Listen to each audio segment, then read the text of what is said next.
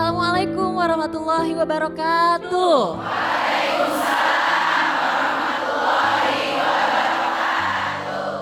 Alhamdulillah senang sekali saya Zizi Syahab hadir menemani Anda dalam acara kajian hati.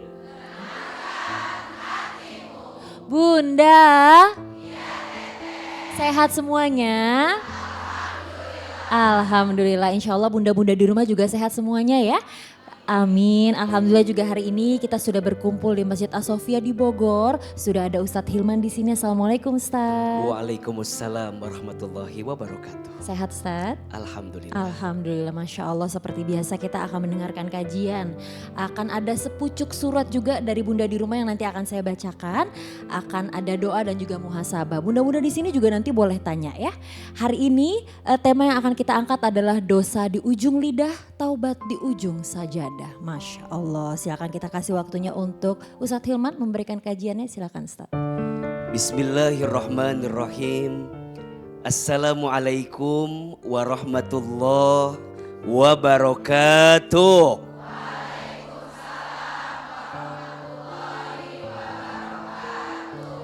Alhamdulillahirabbil alamin. Allahumma sholli ala sayyidina Muhammadin sallallahu alaihi wasallam wa ala alihi wa sahbihi ajma'in. Amma ba'du. Bunda, setiap di antara kita boleh jadi pernah terpleset atau punya salah disebabkan karena lisan kita. Iya apa iya? Lisan itu tak bertulang. Lidah itu tak bertulang. Kadang kita sering lupa berapa kali lisan kita menyakiti orang lain. Betul? Kadang kita sering hilaf berapa kali ucapan yang keluar di lisan kita menyinggung perasaan orang lain. Iya apa iya? Maka Nabi SAW menyampaikan salamatul insan fi hifdil lisan. Selamatnya manusia itu tergantung menjaga apanya? Lisannya. Bahkan Allah Subhanahu wa taala di dalam Al-Qur'an berfirman, A'udzubillahi minasyaitonirrajim. Bismillahirrahmanirrahim. Ya ayyuhalladzina amanu taqullaha wa qulu qawlan sadida yuslih lakum a'malakum wa yaghfir lakum dunubakum. Wahai orang-orang yang beriman, bertakwalah kalian kepada Allah dan berkatalah yang benar. Niscaya Allah akan memperbaiki hidupmu dan mengampuni dosa-dosamu.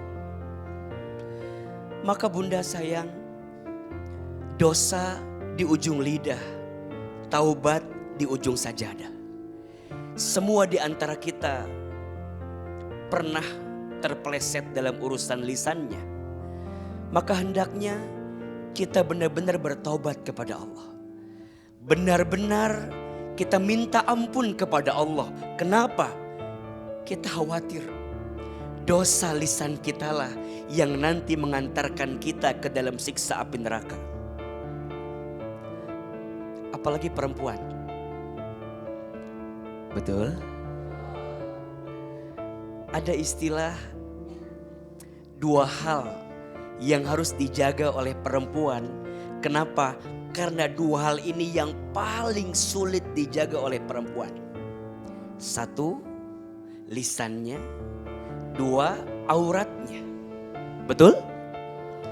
Maka kalau kita mau lihat kemuliaan seorang perempuan, lihat bagaimana cara dia menjaga lisannya dan bagaimana cara dia menjaga auratnya.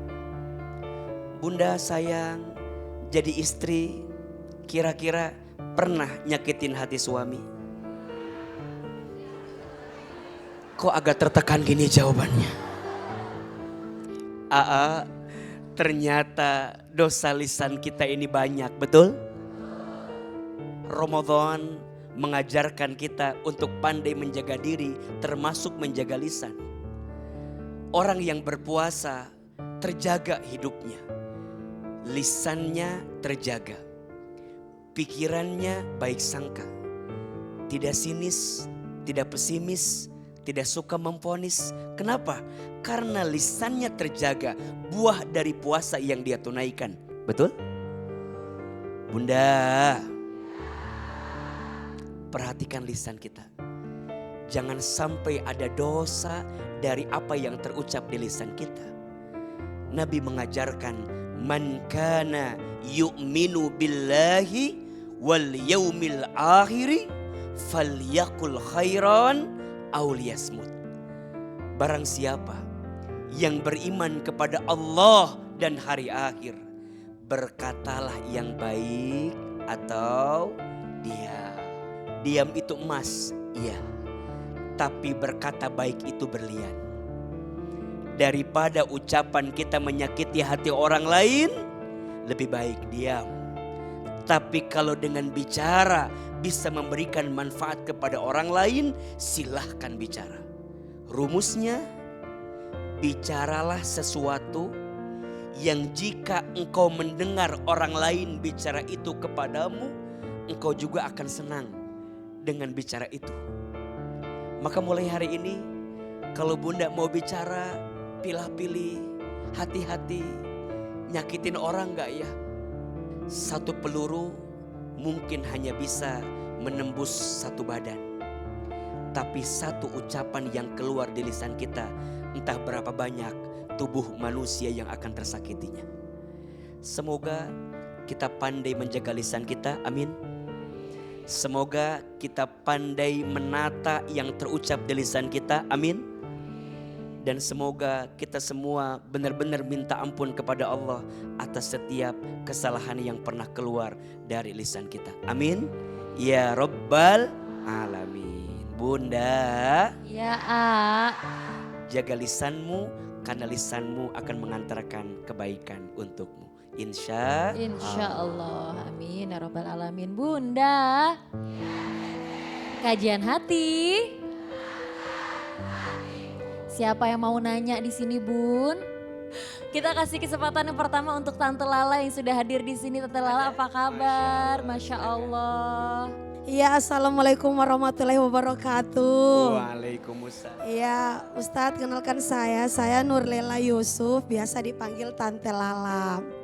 Iya, kemarin kan saya sempat ada kasus viralnya soal KDRT nih Pak Ustadz. Tapi alhamdulillah saya sudah baikan sama suami saya. Nah sampai apalagi suami bahkan mendampingi saya sampai ke Jakarta bersama anak saya. Iya, kita sudah ketemu juga kan, sempat pisah juga selama 1 bulan karena memang ada permasalahan juga ya, namanya rumah tangga juga kan. Tapi kita coba untuk berbicara dengan baik-baik, untuk bisa memaafkan, saling mengintrospeksi diri dari saya dan suami. Apalagi kita juga sempat memikirkan soal untuk anak-anak kita ke depannya akan seperti apa. Ya pokoknya saya masing-masing kita sudah belajar untuk mengikhlaskan apa yang sudah terjadi. Nah makanya saya mau bertanya juga, ini sudah viral sekali nih soal KDRT-nya Tante Lala. Jadi makanya saya mau minta gimana nih solusi dari Pak Ustadz soal saya menanggapi, apalagi ini bisa menjadi aib rumah tangga saya.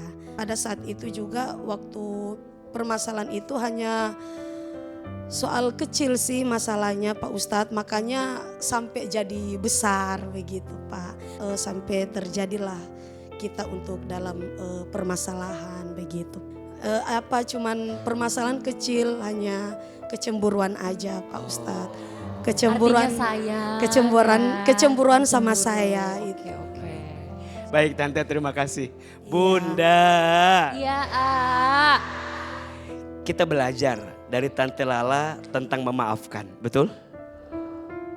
Memang tidak mudah untuk menghadirkan rasa maaf, apalagi terhadap luka dan sakit yang pernah kita rasakan. Tapi percayalah, memaafkan itu tidak merubah masa lalu, tapi memaafkan mencerahkan masa depan. Status hari ini, mungkin sakitnya masih ada, mungkin lukanya masih terasa, tapi percayalah akan ada kebaikan yang Allah siapkan atas semua rasa sakit yang pernah kita rasakan. Maka yang kedua pelajarannya, mohon maaf. Jangan mudah melampiaskan kemarahan pada satu masalah yang bisa diselesaikan dengan kelembutan. Karena yang namanya kekerasan itu tidak akan menyelesaikan masalah, yang ada justru menambah masalah. Betul? Ini dua-duanya. Suami istri harus saling menjaga. Kita kesel, kita marah. Gimana caranya? Daripada kemarahan kita menambah masalah, lebih baik memilih jalan untuk menunda perasaan kita sampai kita ungkapkan pada waktu yang lebih baik.